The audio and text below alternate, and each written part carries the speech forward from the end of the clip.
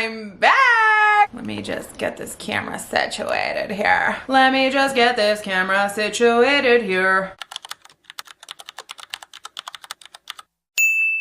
Hi, welcome back to my channel. So, you may be wondering, Emily, again, really? You said you were gonna upload, you didn't upload. One day the consistency will come through, and I promise you that. I really do promise you that. So, big shocker. I'm back in the US. Here's the thing, and I don't know what I'm necessarily gonna title this video yet. I kind of just wanted to come on here and give an update because I feel like I think so many thoughts and I have so many thoughts in my head, and there are so many things I want to talk about. And I feel like up until now on YouTube, and I'm not making any excuses here, these are just literally my thoughts and my feelings.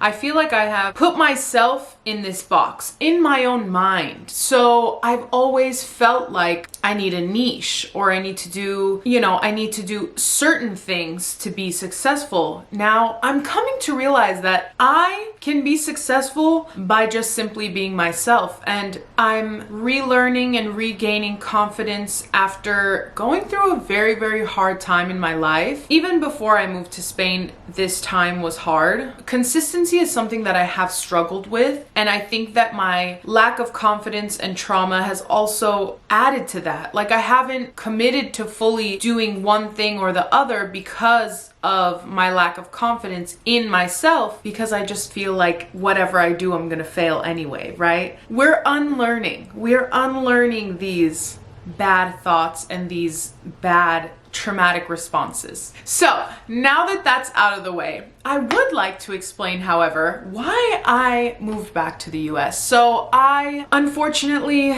moved back to the US from Spain, from Sevilla, back last year in June. It was not something that I was planning on doing. I very much was planning on staying in Spain for as long as possible and gaining residency there. That was my plan when I first moved back from Madrid and thought, okay, my journey in Spain is not over yet. And that year I had in between Madrid and Sevilla, I thought to myself, I know my journey in Spain is not over. I don't really like the life in the US, and I want to move to Spain. I mean, I already know the language, I already know the customs, I already know the values, I already know everything. I felt such a conviction. I felt so convicted to go to Spain and stay in Spain for forever. But although we can have plans for ourselves in life, life can throw curveballs at us. So the first curveball that life threw at me was when NALCAP announced that Andalusia was not going to allow renewals within the same region. They were going to limit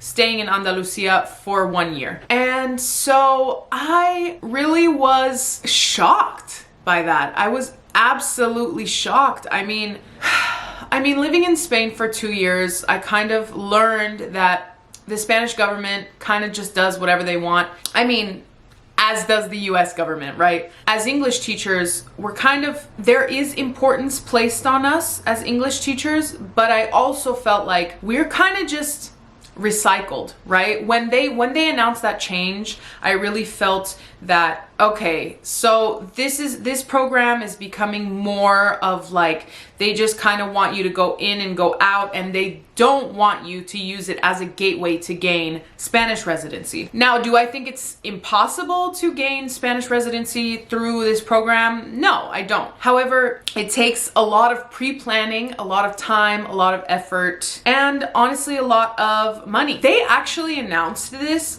the day that the applications were supposed to open for the next year, and as a renewal, I was so excited because I was like, I don't even have to rush to apply, because as a renewal, with your renewal paper from your school, you are automatically accepted and you're automatically going to be at the same school if your school coordinator recommends you, which mine was My school coordinator, I just have to give a shout out to Carmen. She was literally the sweetest woman on this planet. Oh my gosh, she's just such a beautiful human. I met honestly such nice people at that school, and some will be my friends for life, right? So I wasn't rushing. I wasn't rushing for the application because I'm like, well, I have until April. I mean, why would I rush, you know? When they delayed the applications opening, and then that same day they announced, oh hey, by the way guys, everyone in Andalusia, you cannot renew again for Andalusia.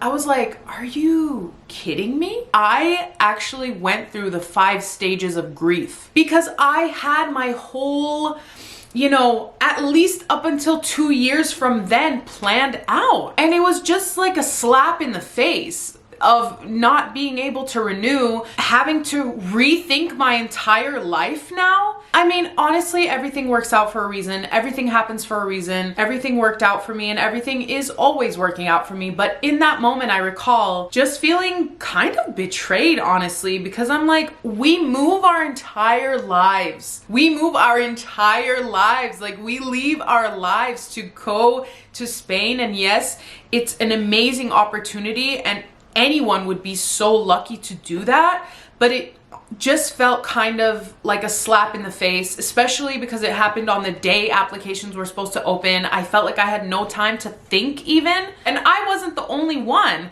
that was going through the grieving process. My roommate, all my friends, we all had planned to stay in Sevilla and enjoy the beautiful, magical city that it is.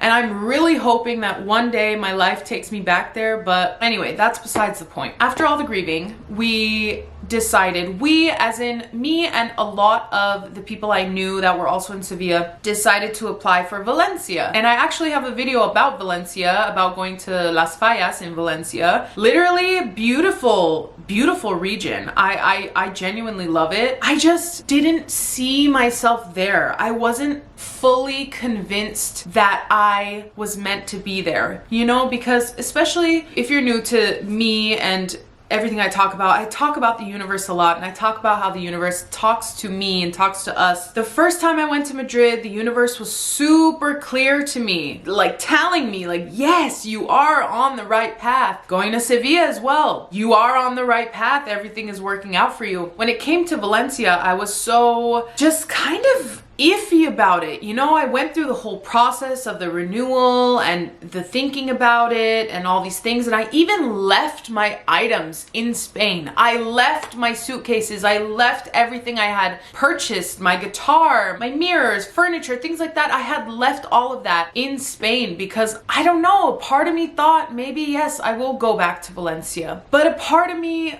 deep down knew I wasn't going to go back to Valencia or go back to Spain, because I mentioned this actually on my TikTok. A lot of the reason why I didn't go back was for financial reasons, and that is true. However, I wasn't comfortable sharing this back then because I was still going through it, and I still am going through it, and it's not an easy thing to talk about, so it's not something that I feel necessary to share all the time, but I do want to be transparent on my platforms. I don't think I'm going to go so much into detail, but the main reason why I didn't go back to Spain was because my mom got very, very, very sick. During that time, she was very, very, very sick, and there was no one to take care of her. And as the daughter of my mother, I feel and felt such a overwhelming responsibility to take care of her because there is no one else to take care of her. And I chose to make that decision for me. And although, you know, I was kind of sacrificing my dreams, or maybe what I wanted but not sure if I wanted, I was sacrificing that in order to take care of my mom. I would do it again 17 times, 18 times, a million times. I would do it again over and over again because my mom, if you don't know, is the most important person to me in my life.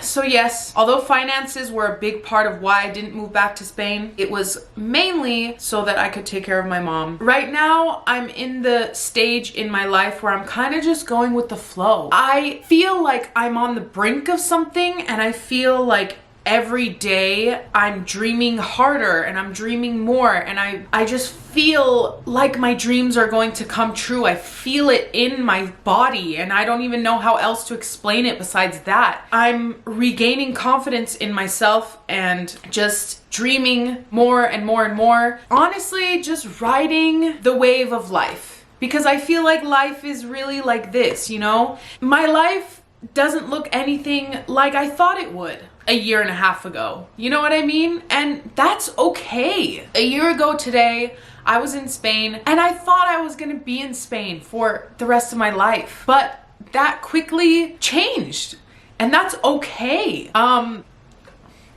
moment, I'm okay. I'm okay.